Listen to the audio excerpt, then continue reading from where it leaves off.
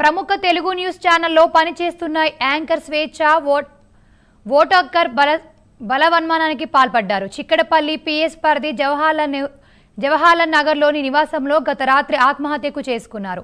ఫ్యాన్కు ఊరేసుకొని తనువు చాలించింది. 5 ఏళ్ల క్రితం భర్తతో విడాకులు తీసుకున్న ఆమె కుమార్తెతో కలిసి నివాసం ఉంటున్నారని సమాచారం. అయితే కుటుంబ కలహాలే స్వేచ్ఛ ఆత్మహత్యకు కారణమని పోలీసులు అనుమానిస్తున్నారు. కుటుంబ సభ్యులు ఇచ్చిన ఫిర్యాదు మేరకు చిక్కడపల్లి పోలీసులు కేసు నమోదు చేసుకొని దర్యాప్తు చేస్తున్నారు.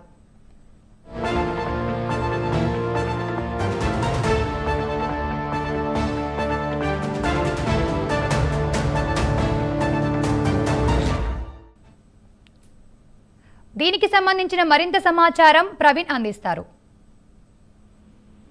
అయితే ప్రముఖ తెలుగు టీవీ యాంకర్ స్వేచ్ఛ ఆత్మహత్య చేసుకున్న సంఘటన హైదరాబాద్ జవహర్ నగర్ లో చోటు చేసుకుందని చెప్పాలి. అయితే నిన్న సాయంత్రం సమయంలో ఇంట్లో ఎవరు లేని సమయంలో ఇంట్లో ఫ్యాన్ కు ఉరి వేసుకుని ఆత్మహత్య చేసుకున్నట్లుగా అయితే పోలీసులు తెలిపారు. అయితే గత 18 సంవత్సరాల నుండి తెలుగు మీడియాలో స్వేచ్ఛ యాంకర్ గా పనిచేస్తూ వస్తున్నారు. ప్రముఖ ఛానళ్లలో కూడా పనిచేస్తూ వస్తున్నారు. ఇప్పుడు ప్రజెంట్ గా టీ న్యూస్ ఛానల్లో కూడా పనిచేస్తున్నారు. అయితే యాంకర్ గా జర్నలిస్ట్ గా పనిచేస్తున్నటువంటి ప్రముఖ టీవీ యాంకర్ స్వేచ్ఛ ఆత్మహత్య చేసుకోవడం తీవ్ర అయితే సంచలనం అయితే సృష్టిస్తుందని చెప్పాలి. హైదరాబాద్ లో జరిగినటువంటి ప్రస్తుతం ఈ యొక్క జవహర్ నగర్ లో అయితే తన కుటుంబ సభ్యులు ఎవరు లేని సమయంలో ఇంట్లో ఫ్యాన్ కు ఉరి వేసుకుని ఆత్మహత్య చేసుకున్న సంఘటనలో తెలుసుకున్నటువంటి స్నేహితులు గాని అటు బంధువులు గాని సన్నిహితులు ఆసుపత్రికి చేరుకున్నారు. అయితే ఈమె మృతదేహాన్ని పోలీసులు సంఘటన స్థలానికి చేరుకొని పోలీసులు ఈమె మృతదేహాన్ని గాంధీ ఆసుపత్రికి పోస్ట్ మార్టం నిమిత్తం పంపించారు. అయితే ఈమె మృతికి గల ప్రధాన కారణాలు ఏంది ఇంకా తెలియాల్సి ఉంది. కాబట్టి స్వేచ్ఛ గతంలో వివిధ సంస్థలకు కూడా పనిచేసినటువంటి స్వేచ్ఛ ఆత్మహత్య చేసుకోవడానికి కొన్ని గంటల ముందు తన ఇన్స్టాగ్రామ్ అకౌంట్ లో కొన్ని ఫోటోలను కూడా షేర్ చేశారు.